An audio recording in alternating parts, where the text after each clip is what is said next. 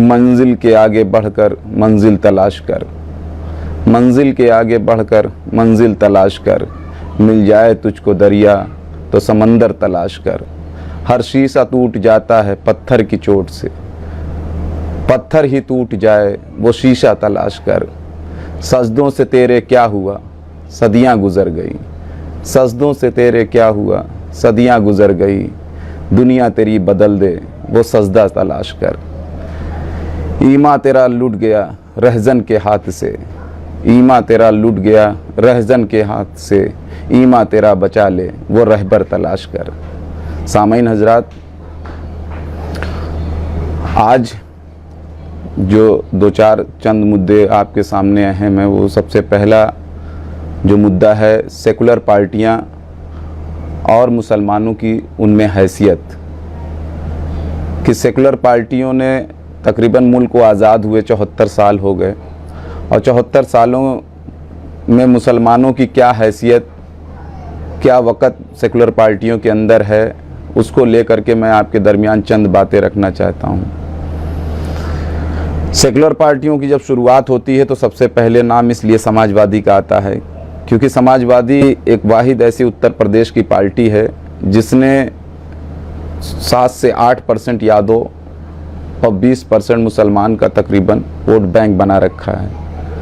और ये vote bank क्यों बना हुआ है, क्योंकि 1992 के बाद जब बाबरी मस्जिद शहीद हुई तो उस बाबरी मस्जिद की टूटी हुई मीनारों से एक 4 फुट का इंसान खड़ा होता है और कहता है कि मुसलमानों मैं तुम्हारा मसीहा हूँ, मुसलमानों मैं तुम्हारे हक हुकूक की लड़ाई लड़ूंगा, मुसलमानों मैं तुम्हारे लिए आवाज़ बुलंद करूँगा।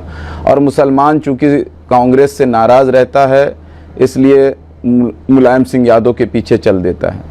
मुलायम सिंह यादव ये वही 4 फुट का इंसान है जिसको चंद दिनों के बाद यही मुसलमान कम्युनिटी उत्तर प्रदेश की मुल्ला मुलायम सिंह यादव का लक़ब दे देती है और उसी के पीछे पीछे उसी को रहनुमा मान करके चल देती है।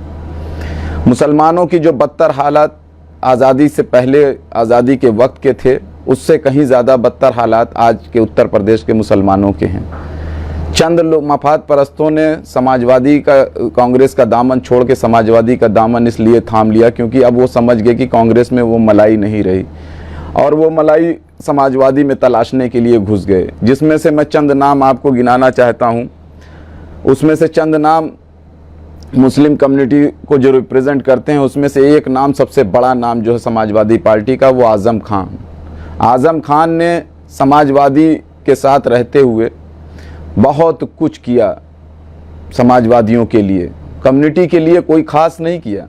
लोग यूनिवर्सिटी की बात आती है, लोग कहते हैं कि आज़म खान ने एक यूनिवर्सिटी मुसलमानों के लिए बनाई, जबकि आज़म खान की नीयत क्या थी उस यूनिवर्सिटी को कायम करने की, वो अल्लाह बेहतर जानता है। मैं उनकी नीयत पे कोई सवाल नहीं उठाने के लिए आपके दरमियान आया हूँ। मैं सिर्फ इतना कहना चाहता हूँ कि आज़म खान ने जो अपनी पूरी 9 साल तक वो विधायक रहे और एक मरतबे सांसद, जो 50 सालों तक उस ऐवान असेंबली और उस सदन में बैठ, एक 5वां साल जो उसका सदन का चल रहा है, बैठने के बाद उसने मुसलमानों को क्या दिया। यही मुजफ्फरनगर जब दंगा होता है तो यही आज़म खान वहाँ से माजूल कर दिए जाते हैं और अखिलेश यादव वहाँ की कमान किसी और को थमा देता है।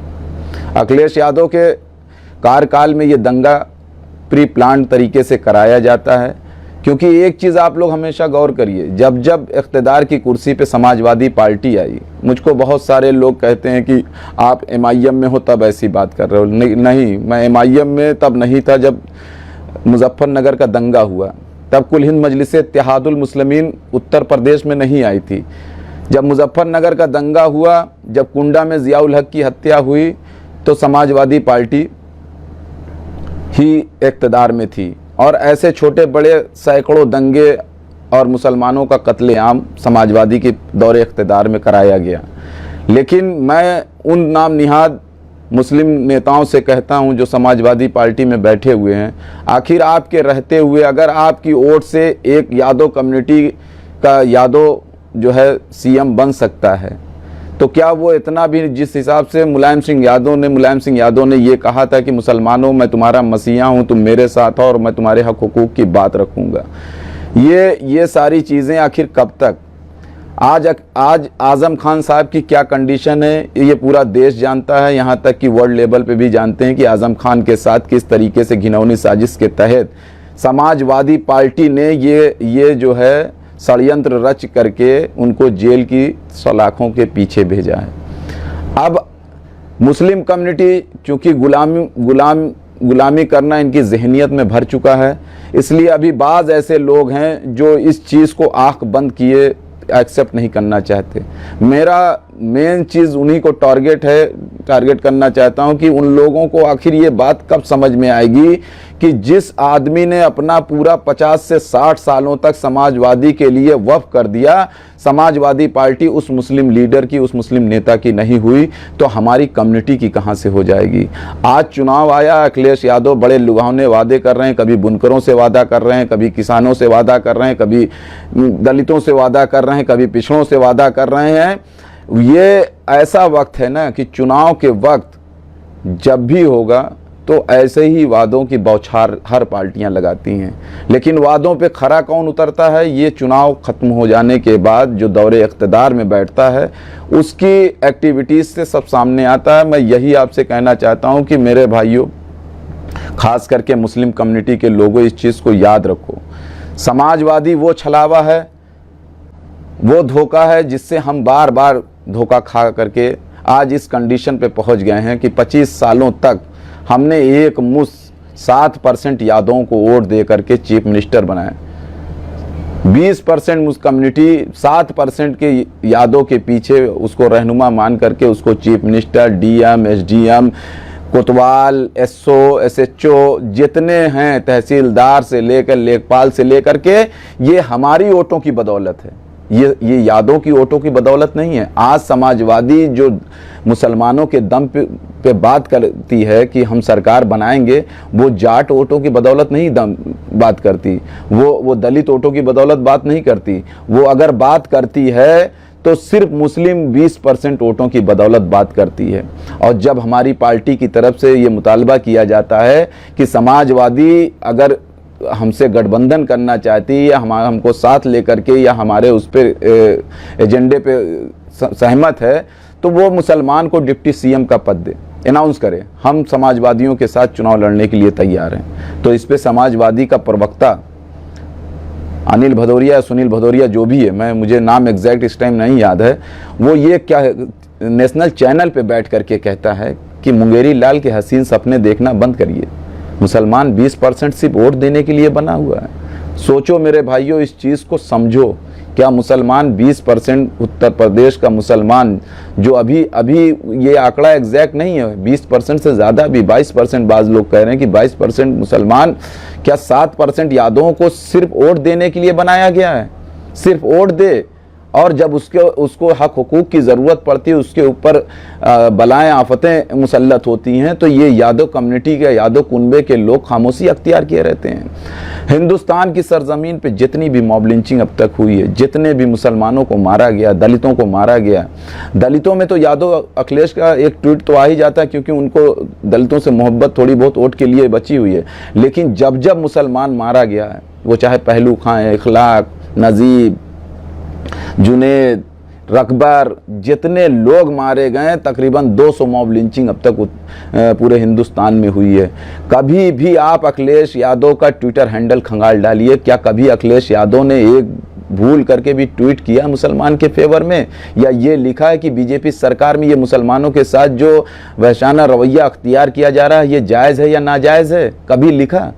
लेकिन हमारे नौजवान, हमारे ज़हनी गुलाम जो हमारी कम्युनिटी से बिलोंग करते हैं, वो आज भी अपनी जवानी कुर्बान करने की सड़कों पे बात करते हैं, आज भी अपनी जवानी कुर्बान करने की चाय खानों पे बात करते हैं, आज भी अपनी जवानी कुर्बान करने की गली कूचों में बात करते हैं। और मुझे हैरत होती है ऐसे लोगों पर कि जो अपनी कम्युनिटी के लोगों पे तरस ना खा करके, अपने इत्तेहाद का मुजाहरा ना करके, वही अखिलेश यादव जिसने मुजफ्फरनगर में हमारी माँ बहनों की इज्जत लुटवाई, वही अखिलेश यादव जिसने हमारे भाइयों का कत्लेआम कराया, वही अखिलेश यादव जो 60 से 70 हज़ार लोगों को बेघर करवा दिया मुसलमानों को, वही अखिलेश यादव को आज भी वोट देने की बात करते हैं और अपनी जवानी कुर्बान करने की बात करते हैं। मेरे भाइयों, आखिर कब तक? कब तक हम ज़हनी गुलाम बन करके सेकुलर पार्टियों के पिछलग्गू बने रहेंगे?